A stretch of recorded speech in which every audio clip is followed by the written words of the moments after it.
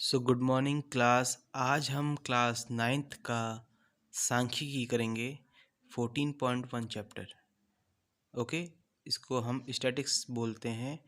इसमें क्या होता है कि जो आंकड़ों को हम क्रमबद्ध रूप से टेबल बना के शो करते हैं। जैसा कि पहला क्वेश्चन है, आपको इसमें बताना है कि उन आंकड़ों के उदाहरण देने हैं जो हमारी दैनिक दिनचर्या में आते हैं। तो उन आंकड़ों के आपसे उदाहरण मांग रहा है और साथ ही यह भी पूछ रहा है कि जो आंकड़े आप देंगे उनमें से कितने आंकड़े प्राथमिक हैं और कितने आंकड़े गौड़ हैं अर्थात सेकेंडरी है।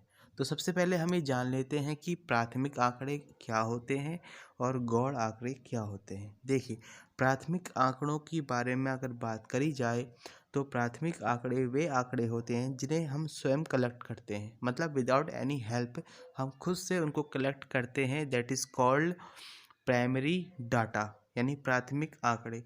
और जिन डाटा को हम अदर सोर्सेज से कलेक्ट करते हैं that is called secondary data, means गौड़ आंकड़े।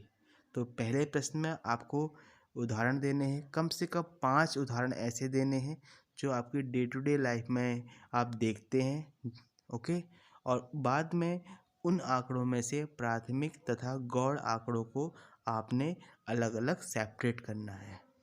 तो सवाल आपको समझ में आ गया होगा। ओके, अब बढ़ते हैं इसके आंसर की तरफ, उत्तर की तरफ।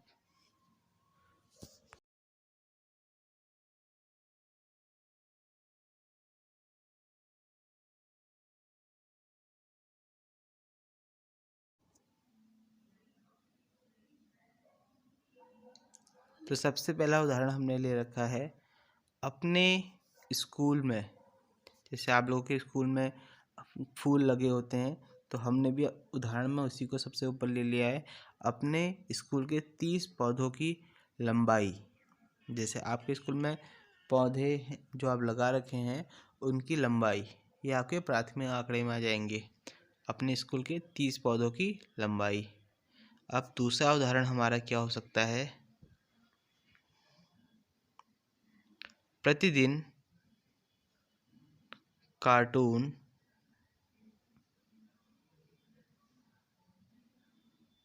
देखना, बिताया समय। जैसा कि हम सब जानते हैं, जो छोटे बच्चे होते हैं आजकल, एक तो लॉकडाउन भी चला है तो हमने कार्टून इसीलिए ले लिया। या आप कह सकते हैं प्रतिदिन ऑनलाइन गेम्स खेलने में बिताया गया समय, ये भी आपके डे टू डे लाइफ का एक एग्जाम्पल है। ओके, अब तीसरा एग्जाम्पल क्या हो सकता है, चलिए देखिए।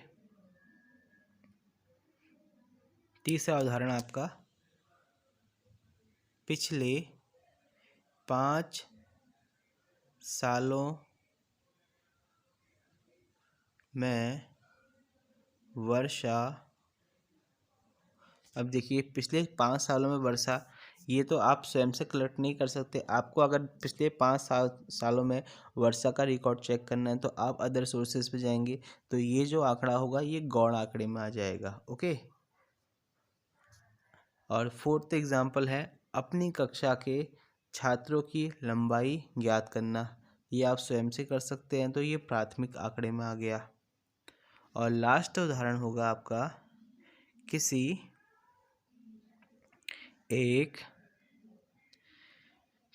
एक माह में प्रतिदिन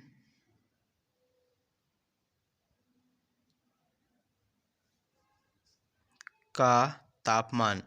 देखिए, ये भी गौड़ आंकड़े में ही आ जाएगा। इसके बाद जैसे मैंने बताया आपको, गौड़ आंकड़े और प्राथमिक आंकड़ों को हमने सेपरेट कर लिया है। तो पहला, दूसरा, चौथा जो है प्राथमिक आंकड़े हैं, और इसके अलावा जो तीसरा और पांचवा है वो आपके गौड़ आंकड़े हो गए। ओके, तो यही इसका आंसर है। पहले सवाल का जवाब 14.1 का पहला क्वेश्चन है। 14.1 में यही क्वेश्चन दे रखा है आपको, और ये उसका आंसर हो गया। अब बढ़ते हैं 14.2 की तरफ। तो 14.2 में सबसे पहले आपको इसमें कह रहा है आपको डाटा देखकर बारंबारता बंटन सारणी बनानी है। तो हम वही कर रहे हैं। आंकड़े आपके सामने हैं, क्वेश्चन में है। आंकड़ों को देखकर सबसे पहले आपको एक टेबल बनानी है। ओके, टेबल में आपको 2 कॉलम लेने हैं। जैसी टेबल मैं बना रहा हूँ ऐसी बनानी है। एक टेबल में एक तरफ आपका आ जाएगा ब्लड ग्रुप, क्योंकि इस क्वेश्चन में आपको कुछ ब्लड ग्रुप दे रखे हैं और उन ब्लड ग्रुप के साथ साथ उन विद्यार्थियों की संख्या भी दे रखी है। तो आपने एक तरफ ब्लड ग्रुप और एक तरफ छात्रों की संख्या का कॉलम बनाना है। सवाल को समझ लीजिए, एक तरफ ब्लड ग्रुप और दूसरी तरफ छात्रों की संख्या, ये 2 कॉलम बनाने हैं और डाटा को देखकर ये एनालाइज करना है, ये आपने जानना है कि कितने लोगों का ए ब्लड ग्रुप है, कितने लोगों का बी ब्लड ग्रुप है, कितने लोगों का ए बी ब्लड ग्रुप है और कितने लोगों का ओ ब्लड ग्रुप है। तो डाटा को देखकर आपने इस टेबल को फिलअप करना है। तो चलिए हम भी इस टेबल को फिलअप करते हैं, देखते रहिए।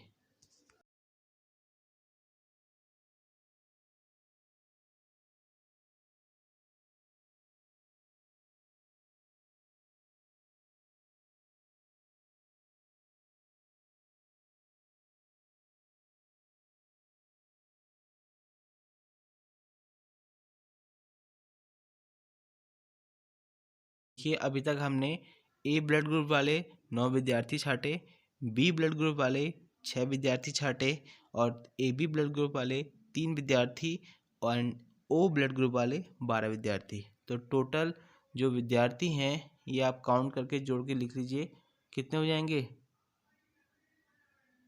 टोटल जो विद्यार्थी हैं ये 30 हैं। तो कुल योग जो आ जाएगा वो 30 विद्यार्थियों का है। ओके, तो ये टेबल बन गई आपकी। नीचे लिख लेंगे कुल योग बराबर 30।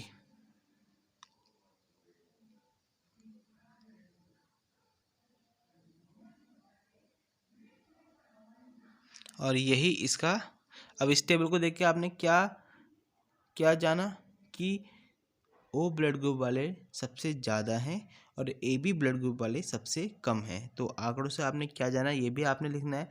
तो आप लिखेंगे कि बारंबारता बंटन सारणी से हमें यह ज्ञात होता है कि सबसे ज़्यादा ओ ब्लड ग्रुप वाले विद्यार्थी हैं और सबसे कम ए बी ब्लड ग्रुप वाले हैं।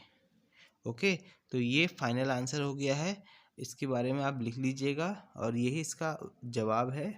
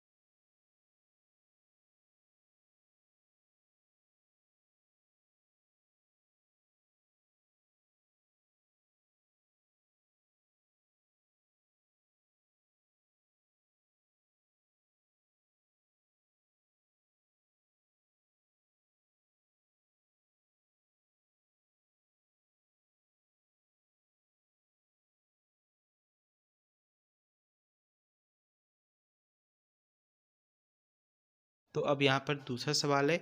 इस सवाल में आपसे पूछा गया है कि आपको कुछ इंजीनियर्स के आवास के से उनके कार्यस्थल की दूरियां दे रखी है।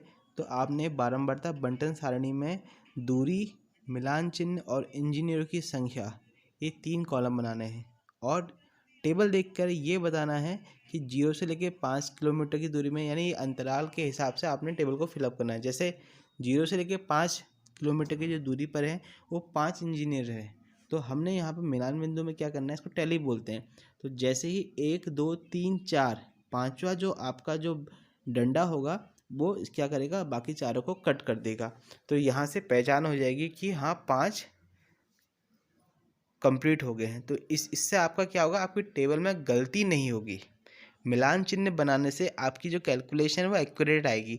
जैसे कि 5 से लेकर 10 किलोमीटर की दूरी में टोटल इंजीनियर कितने इंजीनियर का घर पड़ता है, तो 11। तो हमने मिलान चिन्ह में 4 लकीरें खींची, 5वीं को तिरछी खींचा, फिर 4 लकीरें खींची, फिर 5वीं को तिरछी खींचा और फिर 1। इस तरह कैलकुलेट करके आपके पास 11 आ गए। तो 10 से 15 में भी हमने वही किया, 15 से 20 में हमें 9 इंजीनियर ऐसे मिले जिनका घर 15 से 20 किलोमीटर की दूरी पर था। तो वही पहले 4 कॉलम खींचे, 5वें को तिरछा खींचा, फिर 4 कॉलम खींचे। ओके, इस तरह टोटल हमने जितने भी इंजीनियर थे उन सब की एक टेबल तैयार कर दी। ओके, तो ये इस तरह आपने बारंबारता बंटन सारणी बनानी है जिसमें आपको एक नया कॉलम आपने जोड़ा मिलान चिन्ह। तो इसी प्रकार से आपने इसको लिखना है आंसर में, ठीक है। और आपने इस टेबल से क्या जाना, हमने इस टेबल से ये जाना कि ज़्यादातर इंजीनियर्स के जो घर हैं उनके कार्यस्थलों से 20 किलोमीटर की दूरी के अंदर अंदर हैं, तथा कुछ इंजीनियर्स का घर जो है 20 किलोमीटर से अधिक दूरी पर है। तो यही आपने बताना था, यही आपको इसमें आंसर में लिखना भी है कि सारणी के अध्ययन से यह ज्ञात होता है कि ज़्यादातर इंजीनियरों के जो आवास हैं उनके कार्यस्थलों से 20 किलोमीटर की परिधि के अंदर हैं, तथा कुछ ही इंजीनियर के आवास जो है 20 किलोमीटर की परिधि से बाहर है। ओके, तो यही इसका फाइनल आंसर है।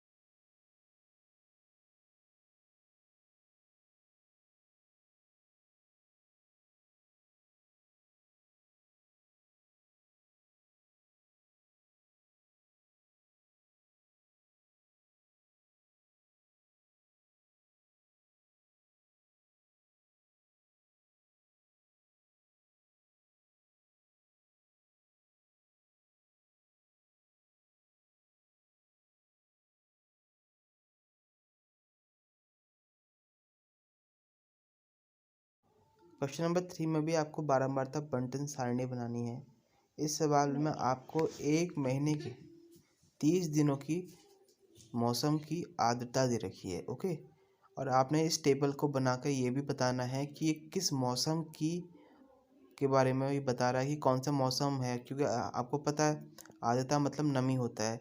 तो आपको पर्टिकुलर 30 दिनों की नमी दे रखी है और आपको उसके लिए क्लास इंटरवल भी दे रखा है। और आपको ये बतानी है कि यह किस मौसम का डाटा है या किस मौसम की ओर ये इंगित कर रहा है। क्योंकि नमी की बात है तो नमी सबसे ज़्यादा बरसात के मौसम और जाड़ों के मौसमों में होती है। आर्द्रता यानी नमी, ठीक है। तो हम टेबल बना लेते हैं। 84 से 86% जो आर्द्रता रही वो एक दिन रही,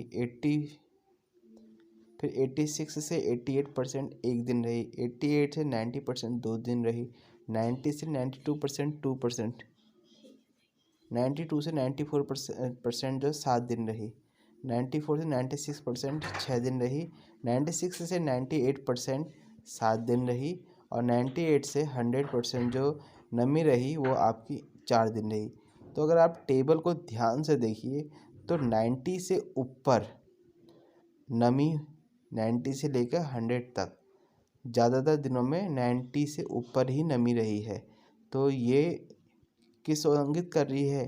दिए हुए आंकड़ों से हमें यह ज्ञात होता है कि यह सबसे ज़्यादा नमी है इस महीने। दिए गए मास में सबसे ज़्यादा नमी पाई गई है। 2 दिन, 7 दिन, 6 दिन, 4 दिन 90 से ऊपर ही है। अर्थात यह सब वर्षा ऋतु के मौसम की ओर क्या कर रही हैं? इशारा कर रहे हैं। तो यह महीना जो है वो बारिश का है। तो टेबल से हमें यह ज्ञात हुआ कि दिया गया मौसम, दिया गया महीना बरसात का है, आंकड़ों से ज्ञात हुआ। अब हमें आंकड़ों का परिसर भी बताना है।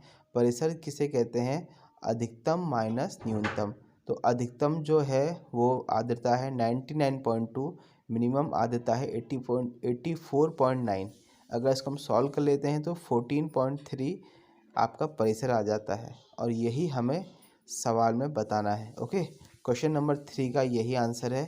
तो आज की वीडियो में इतना ही, मिलेंगे नेक्स्ट वीडियो में। तब तक के लिए थैंक यू। आई होप ये वीडियो आपको पसंद आई होगी।